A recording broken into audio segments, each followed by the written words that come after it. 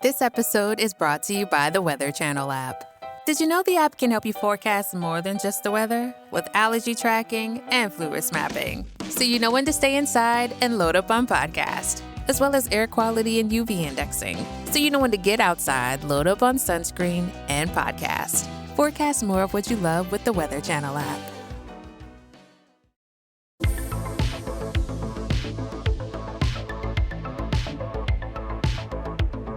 Jamie-Lynn Sigler first found success in her late teens when she was cast on HBO's hit show, The Sopranos.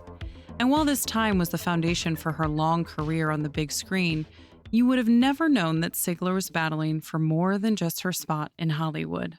When I was 19, when I think back to it, I started to have a first bout of symptoms. Some numbness, tingling in my lower extremities, and then some bladder control issues, a lot of spasticity and sort of difficulty initiating. At first, the symptoms were on and off. Nothing Sigler thought to worry about. Maybe she had slept wrong the night before or had gotten a urinary tract infection. But then a year later, they came back full force.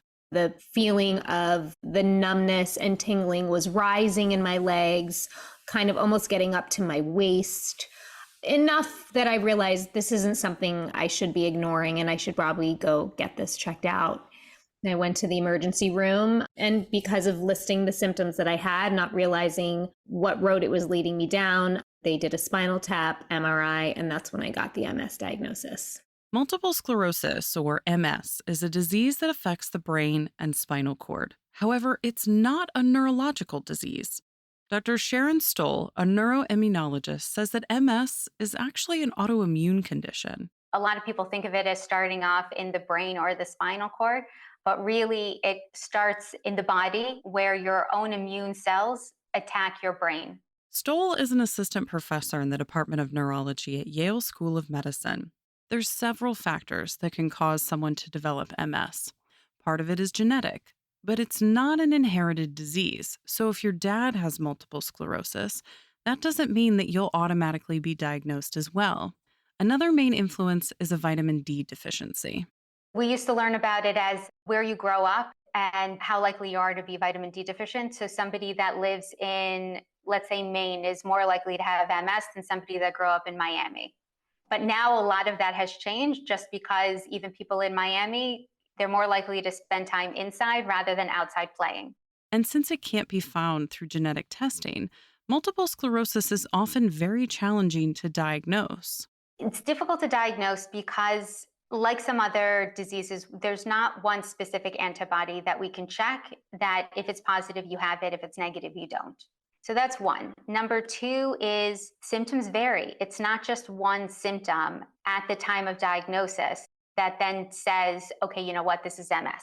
However, I should say, really recently in the past 5 years or so, a lot of physicians and a lot of healthcare providers and even a lot of just individuals in the country are more educated and are more aware of symptoms and how the disease could present.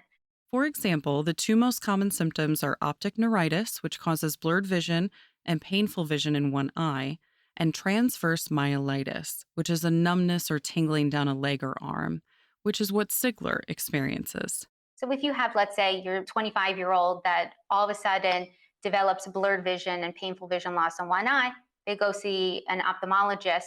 Now, most optometrists, ophthalmologists, emergency room doctors can recognize that that could be a presenting sign of multiple sclerosis. And the same thing with transverse myelitis. The problem is, if you have more vague symptoms, or because of the disease, it's relapsing remitting, so symptoms come and then they go.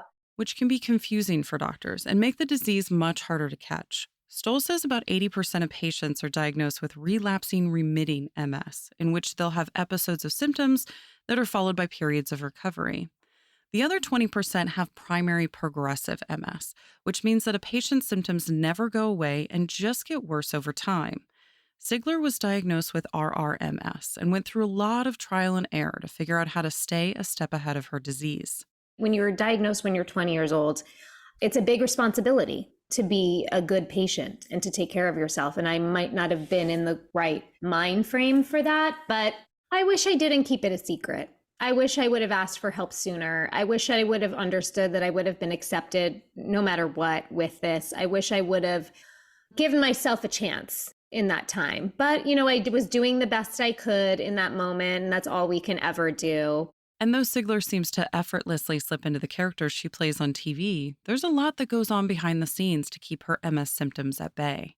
Of course, it impacts the way I do my job because I am limited physically in what I can and can't do in certain ways.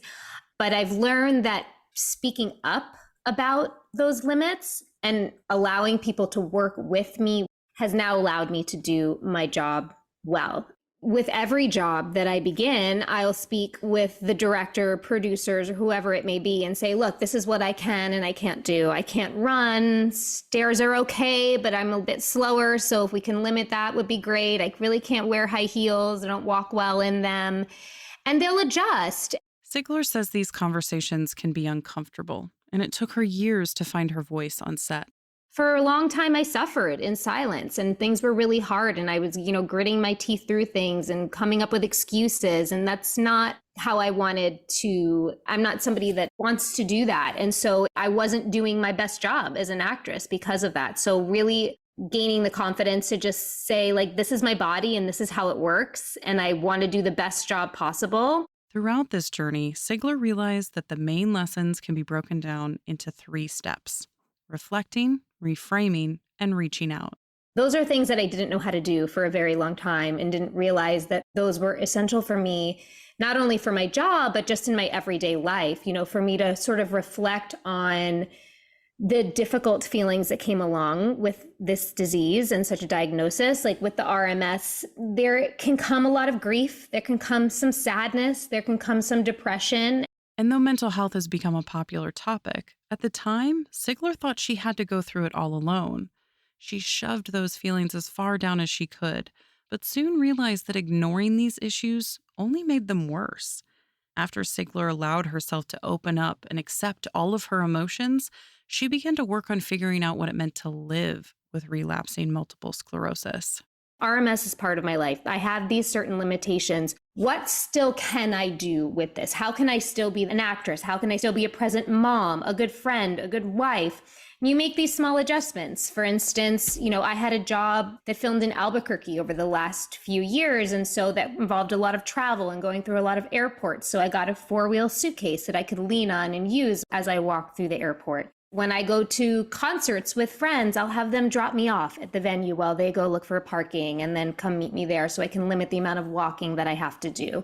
These changes have helped Sigler live her life to the fullest, regardless of her condition. The last leg of her 3-step guide is to reach out for help, which isn't always the easiest thing to do. I think as people in general, women specifically, it's really hard to ask for help. You want to do everything on your own. But I've learned also through this process that it's just such a beautiful exchange and people really want to help and be of service. And you're not a burden all of the time. And it's just a simple moment in time that can really just change your life. And especially somebody living with RMS, I think it's really important to still understand that you can fully participate in your life. It may not look the same or feel the same, but a lot is still possible. Sigler is quick to note that these 3 steps aren't magical cures, and it's not a one-and-done type of guide. The condition is always changing, and we as humans are continuously evolving. And while these modifications have improved Sigler's life, Stoll says the most important aspect of MS treatment is finding the proper medication. In the past 10 years, there's been so much growth in development and research in the field of MS that even 10 years ago, the medications that were available weren't as effective as the ones that we have now. But the current drugs still have their limitations. Stoll says getting an early diagnosis is so important because these medications can only slow the disease progression. They can't reverse the damage already done. Once the cat's out of the bag, once the train has left the station, you can't reel it back in. We don't have ways to fix the damaged brain. The only thing that we have in our arsenal is to stop new lesions and new damage from occurring. And the best way to do that is, again, to go on a medication. Once you've found a treatment plan that works, you can focus on supplemental options that will further increase your quality of life. After dropping her kids off at school, Sigler carves out an hour or two each day to focus on self-care. Those are meditating, cold plunging, and stretching. Those are things for me and my body I find make a tremendous difference. Meditation, is great for everybody. It centers me, it calms me, and I think, I feel more calm and confident in the choices that I'm going to make throughout the rest of the day and the reactions that I have to things throughout the rest of the day from meditating.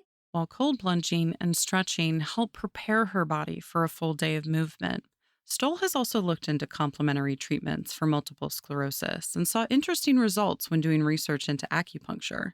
She found that both the treatment and placebo groups benefited from the care. So the wrong type of acupuncture and the right type of acupuncture were both beneficial. And kind of what that tells me, and I could be completely wrong, but if something is available that lowers stress, we know stress increases blood pressure, increases heart rate, and increases a lot of chemical reactions in the body. That is also not good for people with multiple sclerosis. And anything to reduce that, like acupuncture, meditation, yoga, is extremely beneficial for symptom control in multiple sclerosis. And controlling your symptoms will allow you to live life to the fullest without constant pain and fear of relapse. Sigler's 3-step guide can be found at reframingms.com. You can find more information about Jamie-Lynn Sigler, Dr. Sharon Stoll, and all of our guests on our website, radiohealthjournal.org. Our writer-producer is Kristen Farah. Our executive producer is Amira Zaveri. I'm Elizabeth Westfield.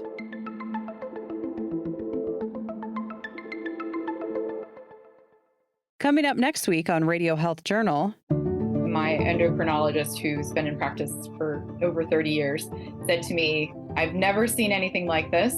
We've thrown the kitchen sink at you. I think you need to see a specialist." A curable condition that causes infertility, but is rarely mentioned by OBGYNs. Then, do wrongful convictions lead to an early grave? What we found was that almost 6 times as many exonerees have passed than what the CDC would predict. We found that the exonerees died over 13 years earlier than expected. All that and more on Radio Health Journal.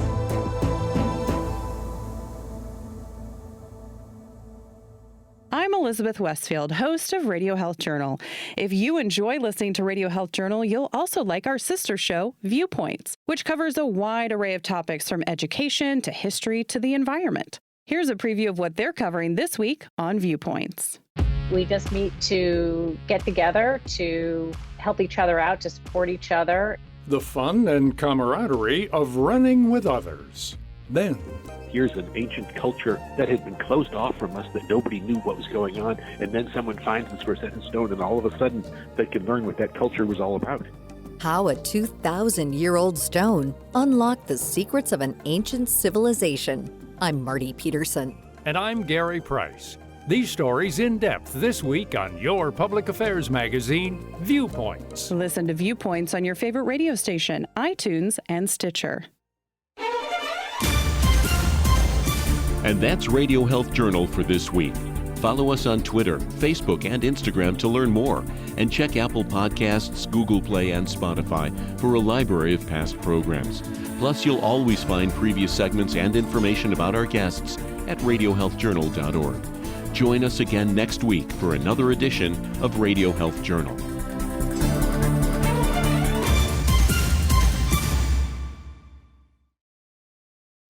Wake up at Holiday Inn Express to a can't-miss breakfast that's free with every stay. Count on all the hot, fresh coffee you need and an incredible breakfast buffet that has something for everyone, like eggs, cinnamon rolls, and even hot, fresh pancakes with all the toppings you crave. Next time, do yourself a favor and stay at a Holiday Inn Express with a can't-miss breakfast that's free with every stay. So, when you wake up at Holiday Inn Express, you'll wake up happy, a part of IHG Hotels and Resorts.